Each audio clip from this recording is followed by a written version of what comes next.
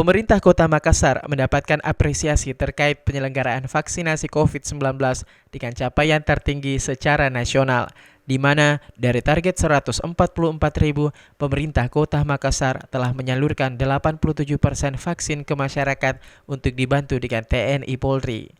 Dengan capaian tersebut, Kota Makassar ditunjuk menjadi kota percontohan untuk melaksanakan vaksinasi COVID-19 untuk anak berusia 12-18 tahun, khususnya siswa-siswi yang akan mengikuti proses sekolah tatap muka.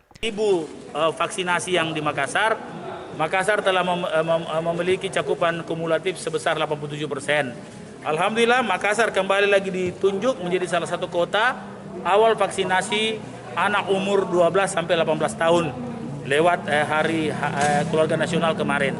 Dan kami siap untuk melaksanakan itu. Wali Kota Makassar juga menambahkan prosedur vaksinasi akan dilakukan sama seperti vaksinasi COVID-19 orang dewasa, namun untuk vaksin anak mungkin akan didampingi oleh orang tua. Ira, Fajar TV dan Fajar Radio melaporkan.